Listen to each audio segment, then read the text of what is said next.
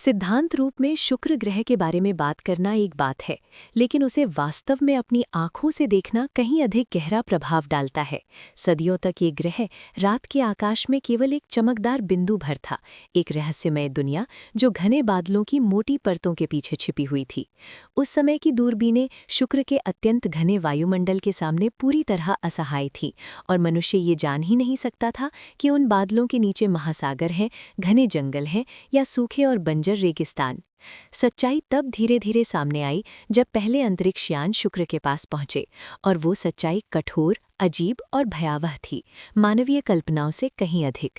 वास्तविक पहली झलकें सोवियत संघ के वेनेरा लैंडर अभियानों से मिली। इन मशीनों को केवल एक ही उद्देश्य से बनाया गया था, मानव इतिहास में अब तक भेजे गए सबसे शत्रुतापूर्ण वातावरण में किसी तरह जीवित रहना। इनमें से अधिकांश यान लगभग तुरंत ही नष्ट हो गए, लेकिन कुछ इतने समय तक टिक पाए कि शुक्र की सतह की दुर्लभ तस्वीरें पृथ्वी तक भेज सके। आज भी ये चित्र अंतरिक्ष अन्वेषण के इतिहास की सबसे कीमती धरोहरों में गिने जाते हैं। उन तस्वीरों में आकाश पृथ्वी की परिचित नीली छटा लिए नहीं था, बल्कि भारी दमघोंटू नारंगी रंग में डूबा हुआ था। कार्बन डाइऑक्साइड से भरे घने वातावरण और सल्फ्यूरिक एसिड के बादलों से रंगा हुआ। नीचे की जमीन सूखी फटी हुई दिखाई देती थी, और गहरे रंग की चट्टानें ऐसे बिखरी थीं मानो कोई टूटी फूटी सड़क हो। न वहाँ नदियाँ थीं, न मिट्टी, न ही जीवन या गति का कोई संकेत। वो एक भयावह रूप से स्थिर परिदृश्य था, जो अत्यधिक दबाव और असहनीय तापमान के नीचे लगातार झुलस रहा था। हर तस्वीर ऐसा एहसास कराती थी मानो वो किसी ऐसी जगह से चुराकर लाई गई हो जो देखे जाना ही नहीं चाहती, एक ऐसी दुनिया जो किसी भी साक्षी को स्वीकार नहीं करती। क्योंकि कैमरे घने बादलों के आर पार नहीं देख सकते थे, वैज्ञानिकों को रडार तकनीक का सहारा लेना पड़ा।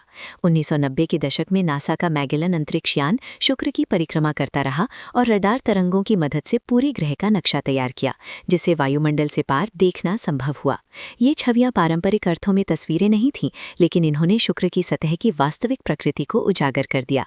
एक प्राचीन और निष्क्रिय पपड़ी के बजाय शुक्र एक ऐसी दुनिया के रूप में सामने आया जिसे आग ने आकार दिया है। विशाल ज्वालामुखीय मैदान फैले हुए थे, सैकड़ों किलोमीटर तक बहती लावा की नदियां थीं और ऐसी पर्वत चोटियां थीं जो पृथ्वी के किसी भी पर्वत से ऊंची थीं। कोरोना कहलाने वाली विशाल गोलाकार संरचनाएं उन क्षेत्रों को चिन्हित करती थीं जहां कभी पिघली हुई चट्टानें ऊपर उठीं, पपड़ी को विकृत किया और फिर ढह गईं, अपने पीछे वृत्ताकार घाव छोड़ते हुए मानो ग्रह के भीतर से उठे हिंसक झटकों के निशान हों। ये सभी दृश्य एक ही कहानी कहते हैं। शुक्र एक ऐसा ग्रह है जिसे नर्क की आग ने गढ़ा है। ये एक ऐसी दुनिया है जिसकी सतह शायद बार बार विनाशकारी घटनाओं के दौरान नए सिरे से बनी, पुरानी सभी निशानियों को मिटाकर उनकी जगह नए लावा महासागर छोड़ती हुई। केवल सतह ही नहीं, बल्कि शुक्र का वायुमंडल स्वयं भी एक चलता फिरता दुष्स्वप्न है। पराबैंगनी प्रकाश में जब इस ग्रह को देखा जाता है तो ये उस फीके समान चमक वाले चक्र से बिल्कुल अलग दिखता है जिसे हम नंगी आंखों से देखते हैं। जापान के अकात्सुकी मिशन जैसे अभियानों ने विशाल बादल पट्टियों की तस्वीरें लीं जो ग्रह के चारों ओर बेहद तेजी से दौड़ रही थीं और उग्र भंवरों का निर्माण कर रही थीं। ये बादल अविश्वसनीय गति से चलते हैं, इतनी तेज कि शुक्र का पूरा वायुमंडल मात्र 4 पृथ्वी दिनों में ग्रह की एक पूरी परिक्रमा कर लेता है। इस घटना को सुपर रोटेशन कहा जाता है और ये अब तक ज्ञात सबसे विचित्र वायुमंडलीय घटनाओं में से एक है। इन्हीं तस्वीरों में वैज्ञानिकों ने बादलों के शेष पर फैले गहरे धब्बे भी देखे, जो किसी रहस्यमय पदार्थ के संकेत हैं जो पराबैंगनी प्रकाश को अवशोषित करता है। आज तक कोई भी निश्चित रूप से नहीं जानता कि वो पदार्थ क्या है। कुछ सिद्धांत इसे अजीब रासायनिक यौगिक मानते हैं, जबकि कुछ अधिक साहसी परिकल्पनाएं ये सवाल उठाती हैं कि क्या इसका संबंध किसी असामान्य सूक्ष्म जीवन रूप से हो सकता है। जो भी सही हो, ये काले धब्बे हमें याद दिलाते हैं कि शुक्र अब भी कई रहस्यों को छिपाए हुए हैं, यहाँ तक कि उन स्थानों पर भी जिन्हें हम प्रत्यक्ष रूप से देख चुके हैं। इंफ्रारेड उपकरणों ने एक कदम और आगे बढ़ते हुए वायुमंडल के उन संकरे खिड़कीनुमा क्षेत्रों से देखने की अनुमति दी जहां वातावरण अपेक्षाकृत पारदर्शी हो जाता है। इनके माध्यम से वैज्ञानिकों ने सतह से चमकते हुए गर्म बिंदुओं को देखा जो रडार मानचित्रों पर पहचाने गए ज्वालामुखी क्षेत्रों से मेल खाते थे। इनमें से कुछ हॉटस्पॉट सक्रिय विस्फोटों के संकेत हो सकते हैं, जो बताते हैं कि शुक्र केवल अतीत के घावों वाला ग्रह नहीं है, बल्कि संभव है कि वो आज भी जीवित हो, अपने दमघोंटू आकाश के नीचे आग से उबल रहा हो। यहाँ तक कि पास से उड़कर गुजरने वाले अभियानों ने भी इस तस्वीर को और पूरा किया।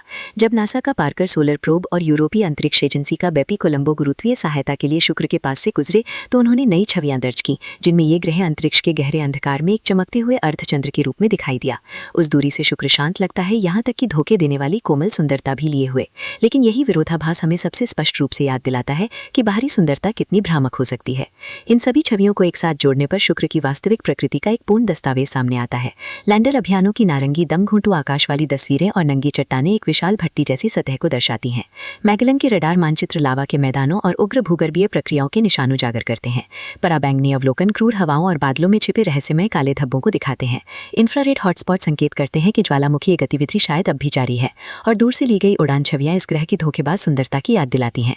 इन सबको अपनी आंखों से देखने के बाद शुक्र को केवल पाठ्य पुस्तकों की एक अमूर्त अवधारणा मान पाना कठिन हो जाता है। ये एक वास्तविक स्थान है, कठोर, पराया और फिर भी इतना निकट के मनुष्य को बेचैन कर दे, मानो वो एक विकृत दर्पण में ऐसा भविष्य देख रहा हो जिसका सामना कोई नहीं करना चाहता। जब भी शुक्र का उल्लेख होता है, जीवन की संभावना को अक्सर तुरंत खारिज कर दिया जाता है। आखिर ऐसा कैसे हो सकता है कि कोई जीव ऐसे ग्रह पर जीवित रह सके जो धातु को पिघलाने जितना गर्म हो, जहाँ की हवा जहरीली हो और दबाव को चल देने वाला हो, और जहाँ बादल अम्लीय वर्षा की तरह बरसते हों। जैसा कि आज हम देखते हैं, शुक्र की सतह पूरी तरह से घातक जाल है। मनुष्य द्वारा बनाई गई कोई भी जटिल मशीन वहाँ कुछ घंटों से अधिक नहीं टिक पाई है। ऐसे में जीवन की कल्पना हास्यास्पद लगती है। लेकिन ये निष्कर्ष तभी सही है जब हम शुक्र को उसके वर्तमान रूप में आंकते हैं, न कि इस आधार पर कि वो अतीत में क्या हो सकता था। यदि शुक्र वास्तव में कभी महासागरों से भरा हुआ था, जैसा कि कई शोध संकेत करते हैं, तो एक लंबे समय तक ये ग्रह संभवतः इतना स्थिर रहा होगा कि उस पर जीवन का निर्माण हो सके। जीवन के लिए आवश्यक सभी तत्व मौजूद थे: तरल अवस्था में पानी, रासायनिक प्रतिक्रियाओं को थुगदई करने वाली ज्वालामुखीय गतिविधि और सबसे महत्वपूर्ण समय। पृथ्वी पर जैसे ही परिस्थितियां अनुकूल हुईं, जीवन अपेक्षाकृत जल्दी प्रकट हो गया, सिर्फ कुछ 100 मिलियन वर्षों के भीतर। यदि शुक्र ने अरबों वर्षों तक महासागरों को बनाए रखा, तो ये प्रश्न उठना स्वाभाविक है कि क्या वहाँ भी कभी ऐसा ही कोई परिदृश्य घटित हुआ होगा। हम कभी भी प्राचीन जीवाश्म या शंखों के अवशेष नहीं खोज पाएंगे, क्योंकि शुक्र की सतह इतनी बार पुनर्निर्मित और इतनी तीव्रता से तपाई गई है कि कोई भी निशान शेष नहीं रहा। लेकिन जीवन का जटिल होना आवश्यक नहीं है ताकि उसका महत्व हो। सबसे साधारण सूक्ष्मजीव भी ब्रह्मांड में हमारे स्थान को देखने का पूरा दृष्टिकोण बदलने के लिए पर्याप्त है। यदि शुक्र ने कभी केवल सूक्ष्मजीवों का ही कोई पारिस्थितिकी तंत्र पोषित किया हो, तो ये संकेत देगा कि ब्रह्मांड में जीवन हमारी कल्पना से कहीं अधिक सामान्य हो सकता है। ये अतीत की कहानी है, लेकिन इससे भी कठिन और अधिक साहसिक प्रश्न ये है कि क्या आज के समय में शुक्र पर जीवन मौजूद हो सकता है। सतह पर तो ये स्पष्ट रूप से असंभव है, लेकिन वायुमंडल की सभी परतें एक जैसी नहीं हैं। सतह से लगभग 50 से 60 किलोमीटर की ऊंचाई पर स्थित क्षेत्रों में परिस्थितियां आश्चर्यजनक रूप से बदल जाती हैं। वहां का तापमान कहीं अधिक ठंडा होता है, उस सीमा में जिसे मनुष्य आरामदायक मान सकता है। वायुदाब भी पृथ्वी की सतह के दबाव के लगभग बराबर है। सूर्य का प्रकाश अब भी मौजूद रहता है और निरंतर बहने वाली हवाएं पदार्थों का परिसंचरण करती रहती हैं। संक्षेप में कहें तो ये शुक्र का एकमात्र ऐसा क्षेत्र है जहां जीवन संभावना से थोड़ी सी भी मिलती जुलती कोई स्थिति मौजूद है। इसी कारण कुछ वैज्ञानिकों ने प्रस्ताव रखा है कि शुक्र के बादल आज भी सूक्ष्म जीवन के लिए आश्रय स्थल हो सकते हैं। ये विचार नया नहीं है। 1967 में ही कार्ल सेगन ने नेचर पत्रिका में प्रकाशित एक ऐतिहासिक शोधपत्र में इसका उल्लेख किया था। उन्होंने सुझाव दिया था कि शुक्र के ऊपरी वायुमंडल में ऐसे सूक्ष्मजीव हो सकते हैं जो छोटे कणों के रूप में बादलों में तैरते हों, ऐसे अपेक्षाकृत सौम्य क्षेत्रों में जहां तरल जल की सूक्ष्म बूंदें मौजूद रह सकती हैं और जीवों को नीचे की झुलसाने वाली सतह और तीव्र विकिरण से सुरक्षा मिल सकती है। कई वर्षों तक इस विचार को विज्ञान की सीमांत कल्पना मानकर नज़रअंदाज किया गया, लेकिन 2020 में ये अचानक वैश्विक ध्यान का केंद्र बन गया, जब जेन ग्रीव्स के नेतृत्व में खगोलविदों की एक टीम ने हवाई स्थित जेम्स क्लार्क मैक्सवेल टेलीस्कोप और चिली के आल्मा नेटवर्क से किए गए स्थलीय अवलोकनों का उपयोग करते हुए शुक्र के वायुमंडल में ये ग्रह संभवतः इतना स्थिर रहा होगा कि उस पर जीवन का निर्माण हो सके। जीवन के लिए आवश्यक सभी तत्व मौजूद थे: तरल अवस्था में पानी, रासायनिक प्रतिक्रियाओं को थुगतय करने वाली ज्वालामुखीय गतिविधि और सबसे महत्वपूर्ण समय। पृथ्वी पर जैसे ही परिस्थितियां अनुकूल हुई, जीवन अपेक्षाकृत जल्दी प्रकट हो गया, सिर्फ कुछ 100 मिलियन वर्षों के भीतर। यदि शुक्र ने अरबों वर्षों तक महासागरों को बनाए रखा, तो ये प्रश्न उठना स्वाभाविक है कि क्या वहां भी कभी ऐसा ही कोई परिदृश्य घटित हुआ होगा। हम कभी भी प्राचीन जीवाश्म या शंखों के अवशेष नहीं खोज पाएंगे, क्योंकि शुक्र की सतह इतनी बार पुनः निर्मित और इतनी तीव्रता से तपाई गई है कि कोई भी निशान शेष नहीं रहा। लेकिन जीवन का जटिल होना आवश्यक नहीं है ताकि उसका महत्व हो। सबसे साधारण सूक्ष्म जीव भी ब्रह्मांड में हमारे स्थान को देखने का पूरा दृष्टिकोण बदलने के लिए पर्याप्त हैं। यदि शुक्र ने कभी केवल सूक्ष्म जीवों का ही कोई पारिस्थितिकी तंत्र पोषित किया हो, तो ये संकेत देगा कि ब्रह्मांड में जीवन हमारी कल्पना से कहीं अधिक सामान्य हो सकता है। ये अतीत की कहानी है, लेकिन इससे भी कठिन और अधिक साहसिक प्रश्न ये है कि क्या आज के समय में शुक्र पर जीवन मौजूद हो सकता है। सतह पर तो ये स्पष्ट रूप से असंभव है, लेकिन वायुमंडल की सभी परतें एक जैसी नहीं हैं। सतह से लगभग 50 से 60 किलोमीटर की ऊंचाई पर स्थित क्षेत्रों में परिस्थितियां आश्चर्यजनक रूप से बदल जाती हैं। वहां का तापमान कहीं अधिक ठंडा होता है, उस सीमा में जिसे मनुष्य आरामदायक मान सकता है। वायुदाब भी पृथ्वी की सतह के दबाव के लगभग बराबर है। सूर्य का प्रकाश अब भी मौजूद रहता है और निरंतर बहने वाली हवाएं पदार्थों का परिसंचरण करती रहती हैं। संक्षेप में कहें तो ये शुक्र का एकमात्र ऐसा क्षेत्र है जहां जीवन संभावना से थोड़ी सी भी मिलती जुलती कोई स्थिति मौजूद है। इसी कारण कुछ वैज्ञानिकों ने प्रस्ताव रखा है कि शुक्र के बादल आज भी सूक्ष्म जीवन के लिए आश्रय स्थल हो सकते हैं। ये विचार नया नहीं है। 1967 में ही कार्ल सेगन ने नेचर पत्रिका में प्रकाशित एक ऐतिहासिक शोध पत्र में इसका उल्लेख किया था। उन्होंने सुझाव दिया था कि शुक्र के ऊपरी वायुमंडल में ऐसे सूक्ष्म जीव हो सकते हैं जो छोटे कणों के रूप में बादलों में तैरते हों, ऐसे अपेक्षाकृत सौम्य क्षेत्रों में जहां तरल जल की सूक्ष्म बूंदें मौजूद रह सकती हैं और जीवों को नीचे की झुलसाने वाली सतह तथा तीव्र विकिरण से सुरक्षा मिल सके। कई वर्षों तक इस विचार को विज्ञान की सीमांत कल्पना मानकर नज़रअंदाज किया गया, लेकिन 2020 में यह अचानक वैश्विक ध्यान का केंद्र बन गया जब जेन ग्रीव्स के नेतृत्व में खगोलविदों की एक टीम ने हवाई स्थित जेम्स क्लार्क मैक्सवेल टेलीस्कोप और चिली के ALMA नेटवर्क से किए गए स्थलीय अवलोकनों का उपयोग करते हुए शुक्र के वायुमंडल में फॉस्फीन की उपस्थिति की घोषणा की। पृथ्वी पर फॉस्फीन आमतौर पर जैविक गतिविधि से जुड़ा होता है, विशेषकर ऐसे सूक्ष्म जीवों द्वारा उत्पन्न किया जाता है जो कम ऑक्सीजन वाले वातावरण में रहते हैं।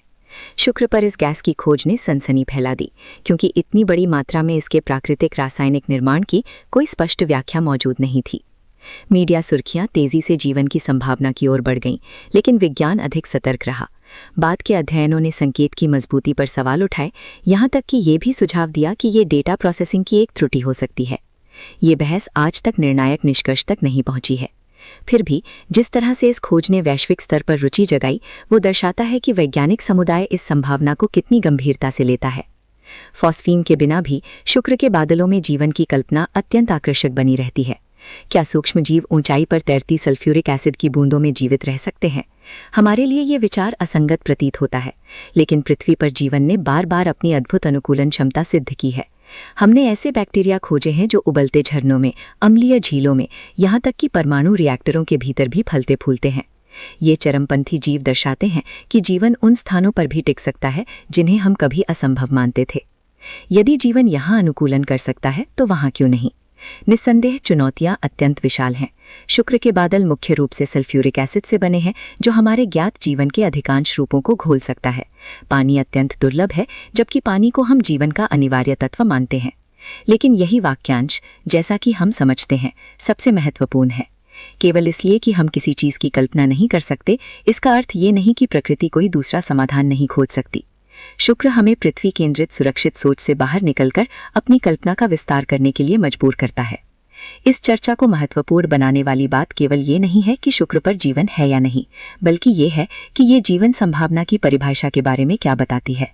यदि जीवन शुक्र पर मौजूद हो सकता है या कभी मौजूद रहा हो, तो इसका अर्थ है कि जीवन को पृथ्वी जैसी आदर्श परिस्थितियों की आवश्यकता नहीं होती। वो ऐसे वातावरणों में भी उत्पन्न हो सकता है, टिक सकता है और विकसित हो सकता है जो पहली नज़र में पूरी तरह निराशाजनक प्रतीत होते हैं। ये संभावना हमें ब्रह्मांड में जीवन की खोज के तरीकों पर पुनर्विचार करने के लिए बाध्य करती है। केवल महासागरों और नीले आकाश वाले संसारों की तलाश करने के बजाय हमें बादलों की परतों, भूमिगत गुफाओं या ऐसे रासायनिक वातावरणों पर भी ध्यान देना होगा जो हमें अपरिचित लगते हैं, लेकिन किसी न किसी रूप के जीवन के लिए उपयुक्त हो सकते हैं। अंततः शुक्र पर जीवन का प्रश्न ये सिद्ध करने के लिए नहीं है कि वो निश्चित रूप से मौजूद है, बल्कि इस बात के लिए है कि हम जिन सीमाओं को संभव मानते हैं उन्हें और आगे बढ़ाया जाए। चाहे जीवन अरबों वर्ष पहले प्राचीन महासागरों में उभरा हो या आज भी बादलों में किसी तरह टिके रहने का प्रयास कर रहा हो, सिर्फ यही संभावना ही शुक्र को सौरमंडल के सबसे आकर्षक स्थानों में से एक बना देती है। ये केवल एक मृत दुनिया नहीं हो सकता, बल्कि एक ऐसा ग्रह हो सकता है जो अब भी गहरे रहस्यों को छिपाए हुए है, जिन तक हम अभी पहुंचे ही नहीं हैं। शुक्र ग्रह से जुड़े तमाम बड़े सवालों के बावजूद सच्चाई ये है कि हम इस ग्रह के बारे में अब भी बहुत कम जानते हैं। इसका एक बड़ा कारण ये है कि दशकों तक शुक्र को लगभग भुला दिया गया था। जहां मंगल ग्रह पर अनगिनत रोवर, ऑर्बिटर और लैंडर भेजे गए जो उसके हर कोने की जांच करते रहे, वहीं शुक्र पृथ्वी के इतने पास होने के बावजूद घने बादलों के पीछे चुपचाप छिपा रहा, मानो फिर से ध्यान दिए जाने की प्रतीक्षा कर रहा हो। नासा द्वारा शुक्र के लिए भेजा गया अंतिम विशेष मिशन 1990 के दशक की शुरुआत में मैगेलन था। उसके बाद से शुक्र से जुड़ा अधिकांश शोध या तो दूरस्थ अवलोकनों के माध्यम से किया गया या फिर उन अंतरिक्ष यानों के फ्लाईबाय से जो किसी और गंतव्य की ओर जा रहे थे। अन्वेषण में बना ये लंबा अंतराल अब अंततः समाप्त होने वाला है। नासा वर्तमान में 2 महत्वपूर्ण और परिवर्तनकारी मिशनों की तैयारी कर रहा है, वेरिटास और डाविंची। वेरिटास शुक्र की कक्षा में घूमेगा और मैगेलन की तुलना में कहीं अधिक उन्नत रडार तकनीक से ग्रह की सतह का मानचित्र तैयार करेगा। इस मिशन का उद्देश्य ये निर्धारित करना है कि क्या शुक्र आज भी भूवैज्ञानिक रूप से सक्रिय है, क्या उसके ज्वालामुखी अब भी फूट रहे हैं, क्या उसकी पपड़ी में हलचल है और क्या ऐसे संकेत मौजूद हैं जो ये दर्शाते हों कि ये ग्रह अब भी बदल रहा है। दूसरी ओर डाविंची को सीधे शुक्र के वायुमंडल में प्रवेश करने के लिए डिजाइन किया गया है। इसका प्रोब बादलों को चीरता हुआ नीचे गिरेगा, रास्ते में वायुमंडलीय नमूने एकत्र करेगा, गैसों की संरचना मापेगा और अवतरण के दौरान नीचे के परिदृश्य की तस्वीरें लेगा। यदि ये मिशन सफल होता है तो डाविंची शुक्र के वायुमंडल का अब तक का सबसे विस्तृत चित्र प्रदान करेगा और शायद इस सबसे अहम प्रश्न का उत्तर देने में मदद करेगा, क्या इस ग्रह पर कभी महासागर मौजूद थे। केवल अमेरिका ही नहीं, यूरोप भी एनविजन मिशन के माध्यम से योगदान दे रहा है, जो उच्च रेजोल्यूशन रडार मानचित्र उपलब्ध कराएगा और ये अध्ययन करेगा कि शुक्र का वायुमंडल और उसकी सतह एक दूसरे के साथ कैसे अंतःक्रिया करते हैं। इन सभी मिशनों को एक साथ देखने पर दशकों बाद पहली बार हमें शुक्र की एक समग्र तस्वीर मिलने की उम्मीद है, उसकी सतह से लेकर उसके वायुमंडल तक और उस इतिहास तक जो चट्टानों की परतों और गैसों के अणुओं में दर्ज है। इन सब का महत्व इसलिए है क्योंकि नए डेटा के बिना हम केवल अनुमान ही लगा सकते हैं। जलवायु मॉडल बनाए जा सकते हैं, पुराने मापों के आधार पर परिकल्पनाएं प्रस्तुत की जा सकती हैं, लेकिन जब तक मनुष्य स्वयं लौटकर प्रत्यक्ष अवलोकन नहीं करता, तब तक सबसे बड़े सवाल खुले ही रहेंगे। क्या शुक्र पर अरबों वर्षों तक महासागर मौजूद थे? क्या अनियंत्रित ग्रीन हाउस प्रभाव धीरे धीरे विकसित हुआ या विशाल ज्वालामुखीय विस्फोटों ने इसे अचानक शुरू कर दिया? और क्या आज भी उसके बादलों में ऐसी अजीब रासायनिक प्रक्रियाएं चल रही हैं जिन्हें हम अभी पूरी तरह नहीं समझते? इन सवालों के जवाब पृथ्वी से नहीं मिल सकते और इससे भी महत्वपूर्ण बात यह है कि यहाँ केवल वैज्ञानिक जिज्ञासा ही दांव पर नहीं है। शुक्र का प्रत्यक्ष अध्ययन करके हम ग्रहों के विकास, वायुमंडलीय प्रक्रियाओं, जलवायु परिवर्तन की सीमाओं और उन कारकों को समझते हैं जो किसी दुनिया को आपदा की दहलीज के पार धकेल सकते हैं। ये सभी जानकारियां सीधे तौर पर पृथ्वी से जुड़ी हैं, खासकर तब जब हम अपने ही ग्रह की जलवायु को बेहतर ढंग से समझने की कोशिश कर रहे हैं। शुक्र केवल अतीत की एक चेतावनी कथा नहीं है, ये एक सक्रिय प्रयोगशाला है जहाँ वे प्रक्रियाएं उजागर होती हैं जिन्हें समझना पृथ्वी के दीर्घकालिक भविष्य को जानने के लिए आवश्यक है। आने वाले दशकों में नए मिशन संभवतः शुक्र की कहानी के वे खोए हुए टुकड़े सामने लाएंगे। वर्षों तक उपेक्षित रहने के बाद ये ग्रह अंततः फिर से ध्यान के केंद्र में लौट आया है। हर नया मिशन, हर नया मापन और हर नई तस्वीर हमें उस रहस्य को सुलझाने के और करीब ले जाएगी। आखिर वहां वास्तव में हुआ क्या था? जब हम शुक्र की पूरी कहानी पर नजर डालते हैं तो ये ग्रह के पैमाने पर लिखी गई त्रासदी जैसी प्रतीत होती है। 2 दुनियाएं जिनकी शुरुआत में आश्चर्यजनक समानताएं थीं, दोनों सूर्य के चारों ओर धूल और गैस की एक ही डिस्क से बनी, दोनों के पास चट्टानी सतह, वायुमंडल और संभवतः आदिम महासागर भी थे। लेकिन जहां पृथ्वी धीरे धीरे स्थिर हुई और जीवन को पनपने दिया, वहीं शुक्र अराजकता की ओर फिसलता चला गया। जो महासागर कभी मौजूद रहे होंगे वे उबल कर सूख गए और लुप्त हो गए। वायुमंडल लगातार घना होता गया, कार्बन डाइऑक्साइड की एक दम घोंटू चादर में बदल गया और ग्रह की सतह आग और अम्ल का नर्क बन गई। ऐसी जगह जहां उस जीवन के लिए कोई स्थान नहीं बचा जैसा हम जानते हैं। जिस प्रश्न से हमने शुरुआत की थी, आखिर शुक्र के साथ क्या हुआ, उसका कोई एक सरल उत्तर नहीं है। ये आपस में गहराई से जुड़े कई कारकों की श्रृंखला का परिणाम था, जहां हर कारक अगले को और भी चरम दिशा में धकेलता गया। ज्वालामुखियों ने गैसें उगली, लेकिन उन्हें पुनर्चक्रित करने की कोई प्रणाली नहीं थी। कार्बन डाइऑक्साइड जमा होती गई और गर्मी को फंसाती गई, जिससे ग्रह और अधिक तपता चला गया। पानी वाष्पीकृत होकर अंतरिक्ष में खो गया और उसके साथ जलवायु को संतुलित रखने का अंतिम अवसर भी चला गया। संभव है कि ग्रह की पपड़ी भी विनाशकारी उथल-पुथल के दौरान ढह गई और फिर से बनी, जिससे और अधिक ग्रीनहाउस गैसें वायुमंडल में जुड़ती गईं। अंततः शुक्र ने स्वयं को एक अनियंत्रित ग्रीनहाउस अवस्था में बंद कर लिया, एक ऐसा ग्रह जो कभी संभवतः समशीतोष्ण और रहने योग्य हो सकता था, स्थायी भट्टी में बदल गया। आज हमारे पास मौजूद चित्र इस कहानी के निर्विवाद प्रमाण है। वेनेरा लैंडरों की भयावह तस्वीरें एक भारी नारंगी आकाश के नीचे नंगी चट्टानी सतह दिखाती हैं।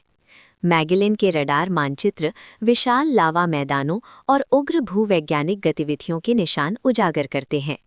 अकात्सुकी द्वारा पराबैंगनी प्रकाश में किए गए अवलोकन ऊपरी वायुमंडल में गरजती हवाओं को दिखाते हैं, जो ग्रह की घूर्णन गति से भी तेज दौड़ती हैं। और इंफ्रारेड में दिखने वाली हल्की चमक वाले हॉटस्पॉट हमें याद दिलाते हैं कि शुक्र शायद अब भी सक्रिय है, अब भी बदल रहा है, अब भी घने बादलों के नीचे धीमी लेकिन निरंतर हलचल में है। लेकिन शायद सबसे अधिक बेचैन करने वाली बात वो नहीं है जो हम जानते हैं, बल्कि वो है जो हम अब भी नहीं जानते। क्या शुक्र पर वास्तव में अरबों वर्षों तक महासागर मौजूद थे? क्या उन जलराशियों में जीवन ने कभी जन्म लिया, भले ही वो सबसे सरल सूक्ष्म जीव ही क्यों ना हो? और क्या आज भी, चाहे वो कितना ही अजनबी क्यों ना हो, कुछ ऐसा है जो सतह के ऊपर मौजूद अपेक्षाकृत ठंडी बादल परतों में टिके रहने की कोशिश कर रहा हो? वर्तमान प्रमाण अभी पर्याप्त नहीं है और उत्तर अब भी हमारी पहुंच से बाहर है। फिर भी केवल ये संभावना ही शुक्र को उन सबसे आकर्षक दुनियाओं में से एक बना देती है जिनका मानव ने कभी अध्ययन किया है। शुक्र का अध्ययन केवल जिज्ञासा का विषय नहीं है, बल्कि दृष्टिकोण का भी प्रश्न है। ये ग्रह हमें याद दिलाता है कि किसी भी दुनिया की रहने योग्यता अत्यंत नाजुक होती है। आज पृथ्वी स्थिर प्रतीत होती है, लेकिन ये स्थिरता उन सूक्ष्म संतुलनों पर निर्भर करती है जो टूट भी सकते हैं।